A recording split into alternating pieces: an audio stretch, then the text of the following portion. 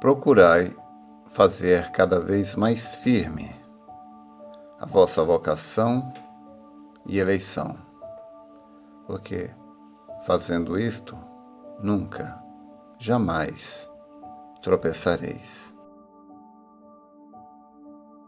Com esta escritura, eu abro a nossa reflexão do dia, que eu quero falar um pouquinho sobre atitude.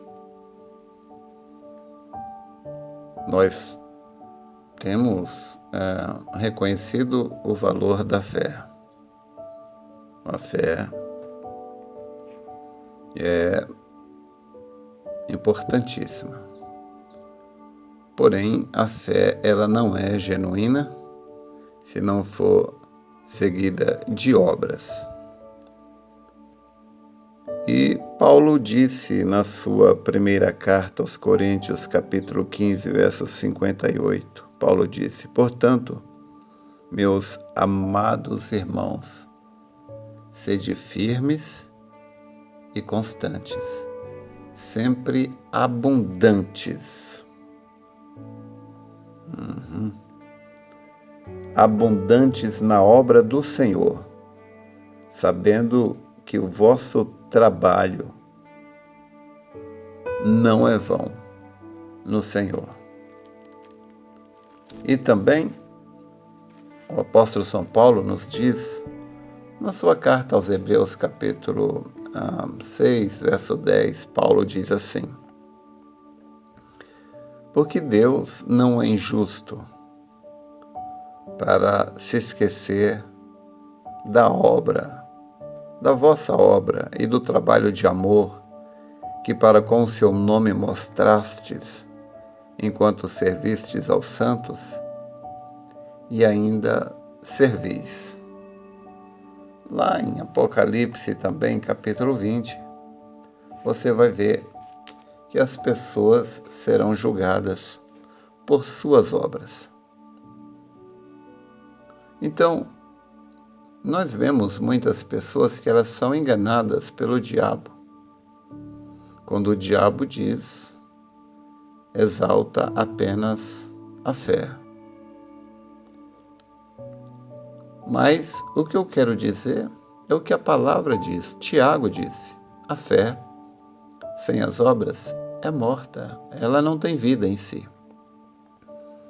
Outra linha, o outro extremo, quer levar as pessoas a produzir obras para comprar a sua própria salvação. Não passa de um espiritismo.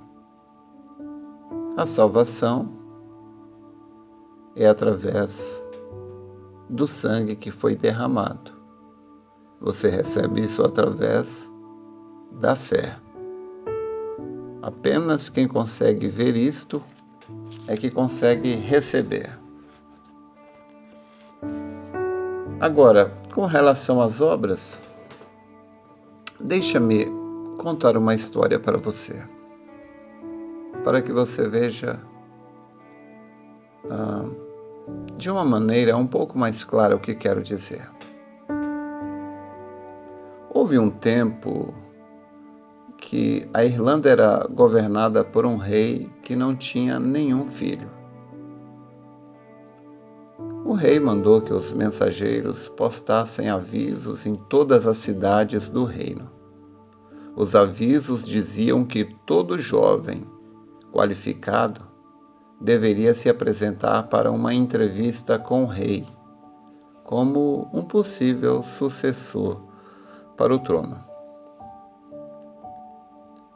Todos os candidatos, porém, deveriam ter essas duas qualificações. Eles deviam amar a Deus e aos seres humanos, de todas as classes e raças. Um jovem leu o aviso e refletiu que ele amava a Deus e também os vizinhos dele. Uma coisa, porém, o desanimava. Ele era tão pobre que não tinha nenhuma roupa que pudesse ser apresentável à vista do rei. Nem tinha fundos para comprar o necessário para uma longa viagem até o castelo. Assim, o jovem implorou aqui e pediu emprestado ali, até conseguir o bastante para as roupas apropriadas e o material necessário para a viagem. Corretamente vestido e bem vestido, o jovem partiu. Tinha quase completado a viagem, quando encontrou um pobre mendigo ao lado da estrada. O mendigo estava sentado, tremendo de frio, coberto apenas por trapos esfarrapados. Ele estendeu o braço, implorando por ajuda. Tenho fome e frio. Por favor, ajude-me, por favor. O jovem, comovido pela necessidade do mendigo, imediatamente tirou as roupas novas e vestiu os farrapos do mendigo. Sem pensar duas vezes, deu ao mendigo o pouco que tinha. Então, um pouco indeciso, continuou a viagem rumo ao castelo, vestido com trapos do mendigo. Na chegada ao castelo, um criado do rei o conduziu a um grande corredor. Depois de um breve repouso, ele foi levado finalmente até a sala do trono. O jovem se curvou diante de Sua Majestade. Quando levantou os olhos, exclamou com surpresa: Você é você! Você é o mendigo da estrada. Sim, o rei respondeu com uma centelha no olhar. Eu era aquele mendigo. Mas você não é realmente um mendigo. Você é o rei. Então, por que você fez aquilo comigo? O jovem gaguejou depois de recuperar a postura. E o rei disse: porque eu tinha que descobrir se você realmente tem amor a Deus e aos seus semelhantes, disse o rei. Eu sabia que se eu me apresentasse como rei, você ficaria impressionado por minha coroa e por minhas roupas reais. Você teria feito qualquer coisa que eu pedisse, por causa do meu poder real. Desse modo, eu nunca saberia o que verdadeiramente está em seu coração. Por isso, eu usei um ardil. Apresentei-me a você como um necessitado mendigo e descobri que você sinceramente ama a Deus e aos seus semelhantes. Você será meu sucessor. Você herdará meu trono. Bem, isto é apenas uma história, mas isto me lembra uma história que o profeta nos contou, uma história que ele leu há muitos anos, que falava de um nobre rei que amava o seu povo. E ele queria conhecer as dores do seu povo, as suas necessidades. E um dia ele reuniu os seus súditos ali no palácio e disse: hoje vocês me verão pela última vez, durante um longo tempo. E eles perguntaram: por que, meu nobre rei, o senhor nos fala isso? O senhor vai fazer uma viagem para longe? E ele disse: não, eu vou ficar por aqui, no meu reino mesmo. Eu vou andar com os pobres. Eu vou plantar com os que plantam. Eu vou colher com os que cegam.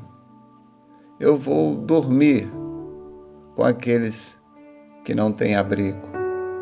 Eu quero conhecer o meu povo, suas dores, suas necessidades. Eu os amo tanto. Eu quero saber o que eles passam, suas privações, suas necessidades. E assim, aquele rei saiu, vestido como uma pessoa qualquer. E ele andou no meio do povo e ninguém nunca soube que era ele. Assim fez o nosso rei. Ele se fez carne, habitou entre nós, viveu entre as pessoas e por fim foi assassinado, foi morto. Jesus. E hoje ele está no nosso meio novamente. Quando ele estava aqui apenas em forma humana, ele podia estar em apenas um lugar a cada momento. Mas agora, como espírito, ele pode estar em muitos lugares ao mesmo tempo. E ele está caminhando com cada um de nós, observando a mim, observando a você, vendo como realmente agimos diante das bifurcações, diante das privações, diante das necessidades, diante daquela pessoa que estende a mão pedindo ajuda. Esta é a grande realidade. Nós não paramos para pensar muito nessas coisas. Mas agora, nesse exato momento, enquanto falo, eu quase que sinto os olhos dele fitos em mim, me observando. Eu sei que enquanto você está ouvindo, os olhos dele estão te observando. E ele enxerga mais, não somente a gente, ele nos enxerga não somente por fora, mas ele nos enxerga por dentro, nossos pensamentos, emoções, nosso coração. Devemos pensar nessas coisas e reconsiderar nosso comportamento diante dele e das pessoas. Porque toda a lei se resume em apenas duas coisas: amai a Deus sobre todas as coisas e o próximo como a ti mesmo. Que Deus nos ajude a analisar as nossas vidas de acordo com a sua palavra. Que Deus te abençoe.